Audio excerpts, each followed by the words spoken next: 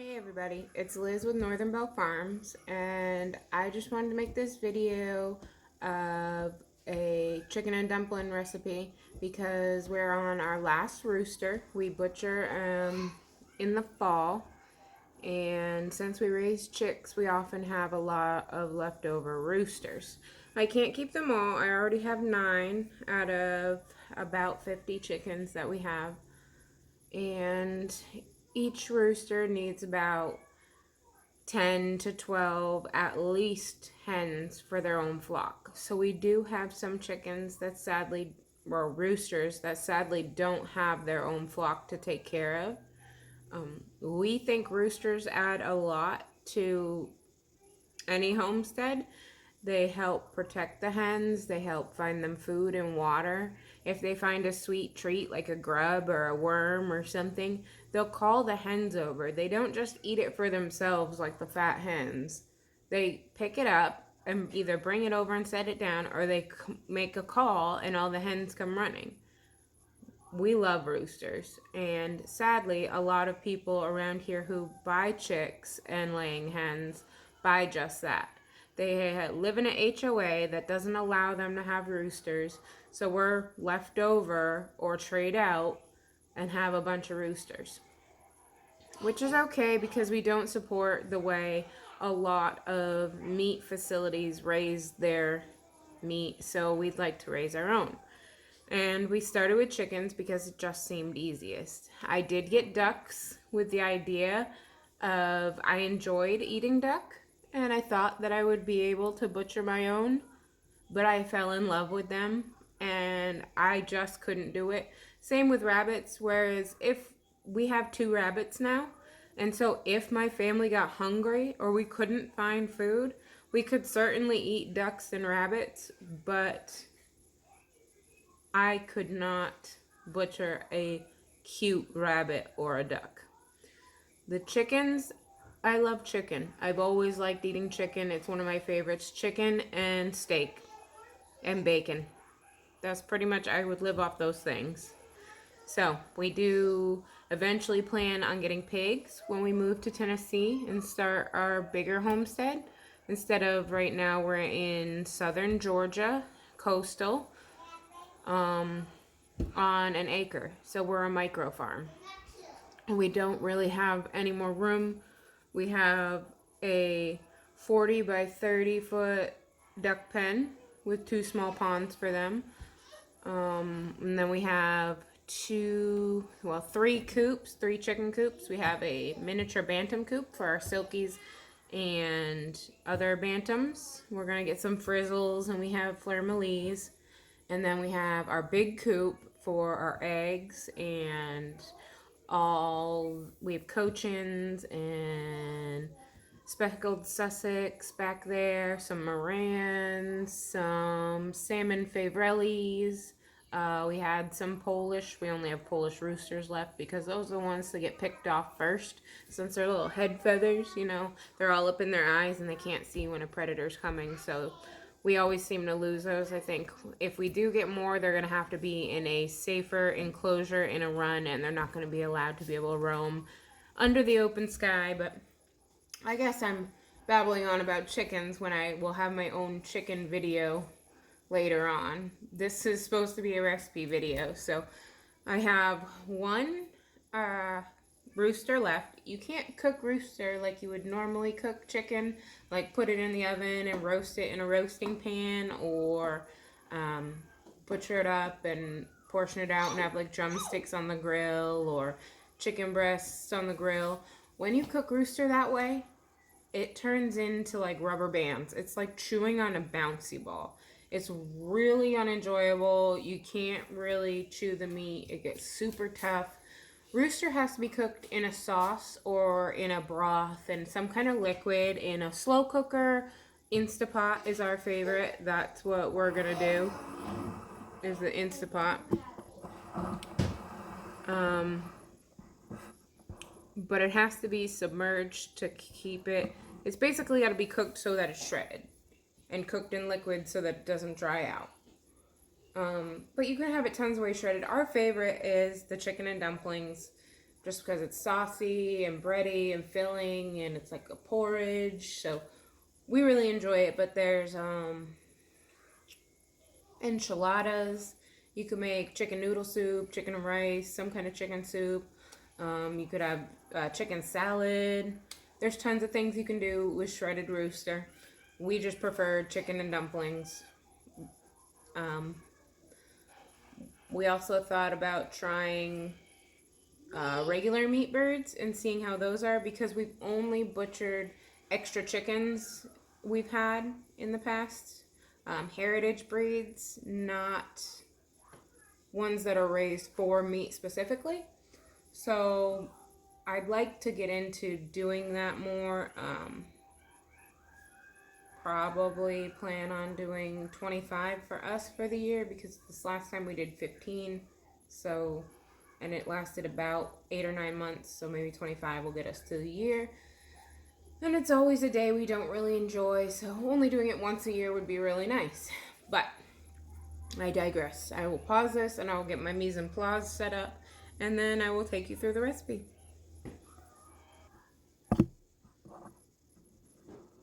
Okay, we do have to put the chicken in the Instapot first to get it shredded before we go ahead and make the chicken and dumpling recipe. So that's separate. You got to get your shredded chicken first. You can get a rotisserie chicken from the store, or I'm sure they have some way you could buy it already shredded. Oh, like in the tuna cans, but they're chicken. So you could buy it like that if you don't want to go through roasting your own chicken and then shredding it. But we have the Instapot here. Oh, good job, Freya, but we don't want it on bake. We're going to put it on... What? We're going to put it on meat stew. So on medium, 30 seconds, so that should be fine. Hang on, not yet. Then we're going to open it up. Take this out because it's for vegetables. I'm going to set this under there. We also make our own bone broth. When we first butcher, we do cook some up so we can have the bones from probably 4 or 5 roosters. We shred the chicken and put it in Ziploc bags. Can you please? I'm trying to do something. We put it in Ziploc bags and store it in the freezer so that it is shredded and ready. So on days when we don't want to do all this, it's all set. Okay, please go away. Thank you. Oh, this bone broth. It turns out like this. It's very gelatiny from the bone marrow and everything else cooked down. But we'll put that in there. It's the fat and gelatin and everything else. We put water on the stove and cook the bones down for anywhere from 8 to 12 hours. And we usually add celery, onions, herbs, seasoning, and then just cook it down and cook it down. We'll do that. What was that? 3? Maybe one more. I'm going to do 4 of these mason jars in with that bone broth.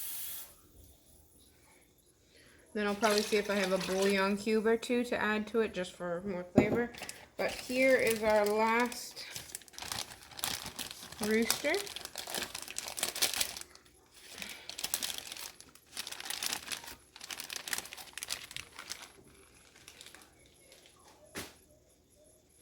Ta-da! It's a regular heritage breed chicken, so it's not like a big fat chicken you'd get from the store. It's actually pretty thin. So we'll put that in there. Oh my god. Okay. We might need one more just to make sure that the liquid's in there over it. I did have more bone broth, but I freeze it. I know I should find a better way to freeze it, but I freeze it in the big mason jars.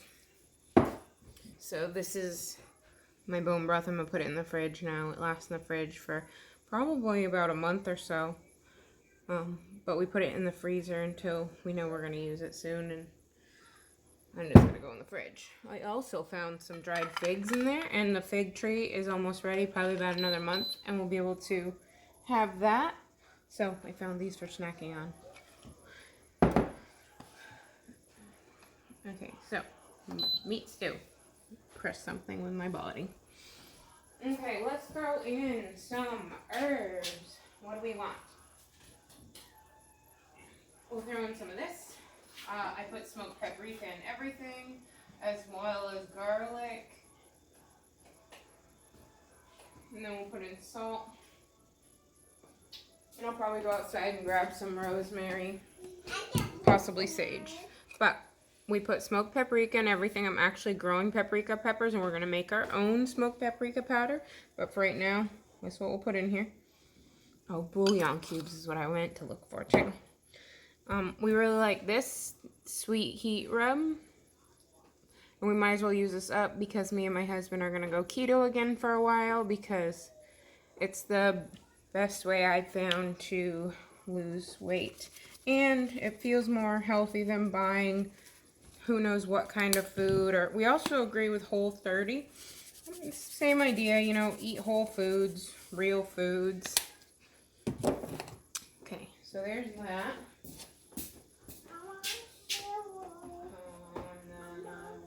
Go outside and grab rosemary, and then I will start this pot for 30 minutes, and then we will come back and I will show you the rest of the recipe after I get it out of the pot in 30 minutes.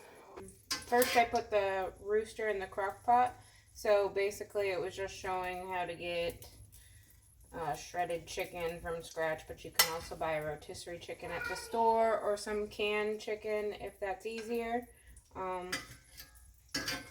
But I was just showing one of our favorite ways to cook Rooster, because you can't cook it like normal meat. You can't roast it in the oven. It has to be cooked so it's shredded, fall apart, like in a crock pot or an Instant Pot's what we like to use. So I was saying how we do heritage breed. We haven't done actual meat birds yet. So when I was done cooking up our chicken, there's the Instant Pot with the chicken broth. We got probably close to 2 pounds of chicken. I shredded it up already and put it in this. I just left it in the Instant Pot insert and let it cool, and took this out now. We have rendered bacon fat that I cook bacon in the oven. I put it on 350 and put it on a sheet pan, and it does make splatter and a mess, but I find it the easiest way to cook bacon. So I pour the rendered bacon fat into a mason jar and put it in the fridge so we can use it for later. We always use that or butter when we're cooking. So I put probably a tablespoon to 2 tablespoons of the bacon grease into this pan and melted it. And I have cut up carrots, onion, and I have some celery I have to cut up. But onion and carrots are not from us. We grew carrots, but we ate those up fast. Onions are not ready yet. And celery we grew too. Since it's not cold here and it's hot, our celery doesn't get very big. It's like pencil size. But we grew white celery, pink celery, I don't know if you can see that, and then regular green celery.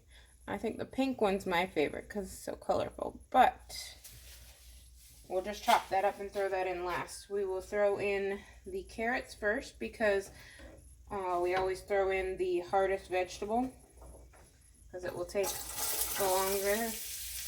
It will take longer to soften. So I'm going to scoop up these carrots and throw them in. I cut up mini carrots, but it's probably 2 or 3 carrots worth. I always use my wooden spoon when I make this recipe. I don't know why, but it's always wooden spoon.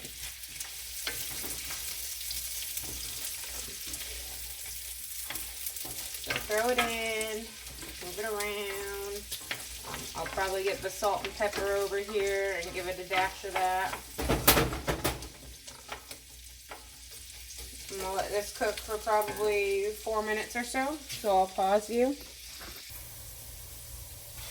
Okay, almost done with the carrots. But now when you're cooking, I love cast iron.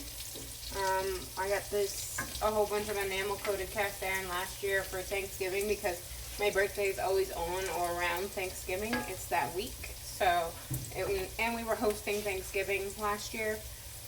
We do probably every other year, and then we go to my husband's parents every other year. But I said that I needed new cookware, so I got a whole bunch of enamel coated cast iron because I like the colorful cookware, and I'm pretty rough on things, so the enamel coating helps. But when you're cooking and you have it sauteing like this, you want to try and put it in one layer, and then leave it and let it sit like that for a minute. That way it will help with the caramelization and the sugars of the carrots, so that when they turn brown like that, it'll be the tastiest. But if you keep moving it around, it won't caramelize like that. So you gotta move it around and then let it sit in one spot. And just let it sit there for a minute or two. And then move it around and flip it and then let it sit. So when the carrots are half cooked, then we'll add some onions because those will cook a lot faster. I'll just set those on top. While all the carrots were cooking, I went over and I added fresh thyme to the dumpling flour. I'll show you that in a minute. Cut up the celery. This is going to cook real fast because our celery is very tiny, and the leaves will cook down in like 2 minutes. So we'll probably leave those onions in there for 2 to 4 minutes. And then we'll add this in.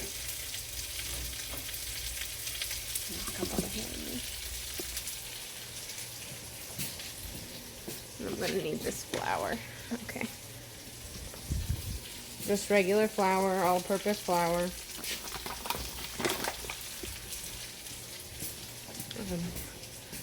Then I started this. This is the dumpling dough. It is 1 1/4 cups flour, a teaspoon of salt, a teaspoon of thyme, a teaspoon of baking powder, and then 1 cup of milk. When we mix this, we don't want to overmix. We want to mix it till it's just combined. And then we'll probably get the cookie dough scooper, which is probably actually in the more used drawer. Oh no, it's not. I made cookies yesterday, chocolate chip cookies.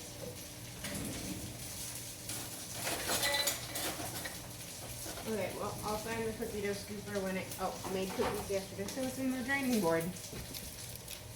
So we'll get the scooper to scoop and set them on top. But I'm going to go back over here and stir the vegetables and then wait a couple minutes and add the celery, and then I will turn this back on for you. So my pan got a little dry, like there was no more liquid to cook in. So I took 2 tablespoons of water and put it in and mixed everything up to get it wet. Let it cook off for a minute, and then added another tablespoon of bacon grease so that everything can continue to cook and caramelize. I'm going to mix it up, and then when this is done, we're going to sprinkle on some flour. So we'll wait. So I've been cooking these vegetables for about 8 minutes, 8 to 10 minutes, somewhere in there. And I just thought I should have cooked up bacon to put bacon bits in here. That would be delicious. But I only have the rendered bacon fat from prior bacon cookings. Would have been really good though. Usually when I add in the last vegetable, I would have had some kind of dry white wine here on the counter, like a Chardonnay or some kind of Sauvignon Blanc. I use that as cooking wine, and they probably would have thrown in a half a cup or so. before I cook the vegetables down for the last 5 or 6 minutes. But those two things would be delicious. Some cooking wine in here and some bacon chunks. Maybe next time. So, pretty sure you're probably supposed to measure this, but we just do it like this. We sprinkle some flour in on the vegetables. I'm pretty sure this is for the roux. Like the same idea. It'll help thicken the sauce. But we sprinkle some flour on the vegetables and mix it in. Mix it in.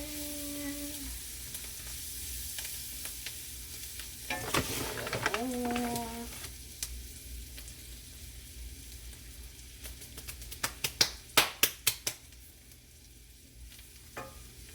I'm a very messy cook. My mom always grimaces every time I cook and she's watching.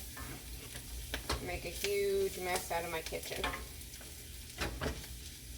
Okay, here we go. Here's this.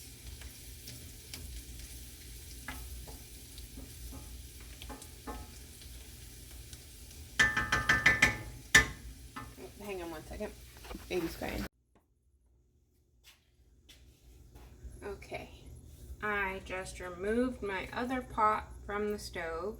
Put this big Dutch oven kind of pot on here. I'm going to pour the chicken broth, which recipe says 4 cups, but this is 6. It's not gonna hurt anything. Chicken broth and my shredded chicken.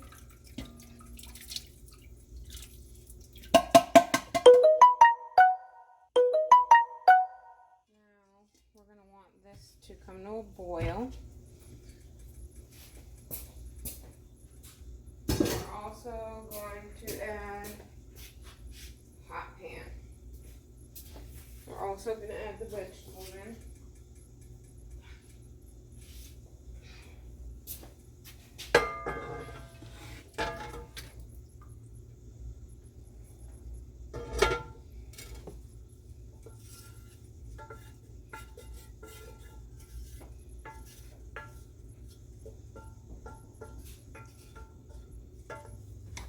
So we have the vegetables,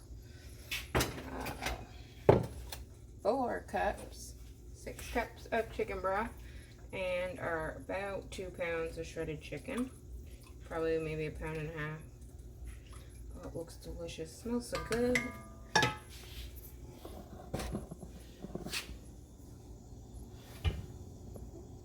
We got this. Okay, we're gonna bring it to a boil.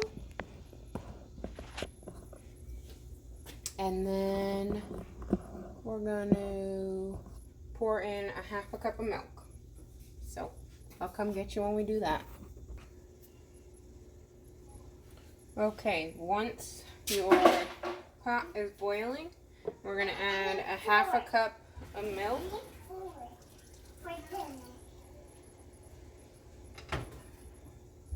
We're just going to give it a quick stir. Turn it creamy. You could also use heavy cream. I've done that. That makes it extra rich and creamy. Then you take 1/2 cup of milk and 2 tablespoons of butter and melt the butter in the microwave. I just put it in the milk and then stick the whole thing in the microwave. I'm just going to mix it together here. Why? Because that's how you cook basil. And then we're going to fold it into our 1.25 cups flour, 1 tablespoon of salt, 1 tablespoon thyme, 1 tablespoon baking powder. I'm going to pour it in. And we don't want to overmix this mixture because we want it to be kind of clumpy. So we're just going to turn it a couple times with a spatula. Scrape it down.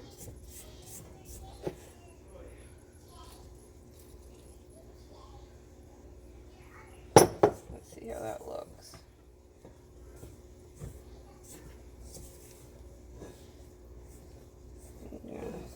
Push. I think that it needs a little more wet. So I'm going to get the milk out of the fridge. And I will measure it since you people probably want a measurement. Let's see, we'll do a 1/4 cup. We'll start with a 1/2 of the 1/4, so we'll do 1/8 of a cup. No problem, puppy. We'll mix it.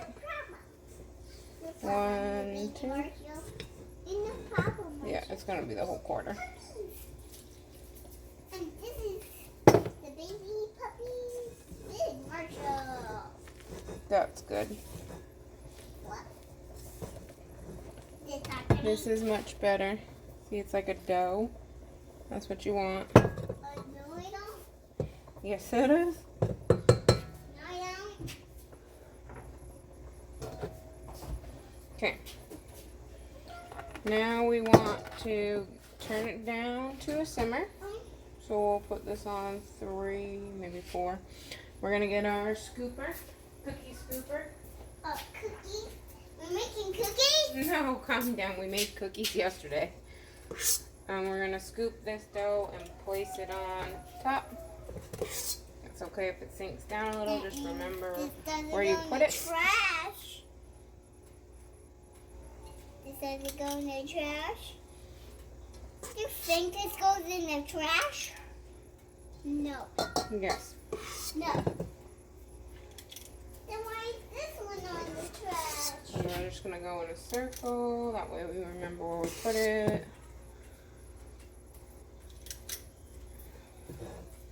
All around the outside. Then we'll move to the inside.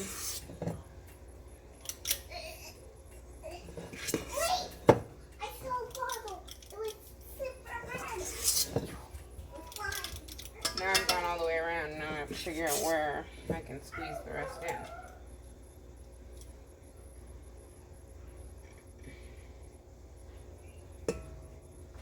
Try not to set any on top of the other because then it'll cook weird. You might have a raw spot in the middle. Now, here's the hard part. After you put your dumpling dough on, you want to get a cover. So make sure you're cooking with a lid that has a cover because now you have to put your cover on. Oh, that's the wrong cover.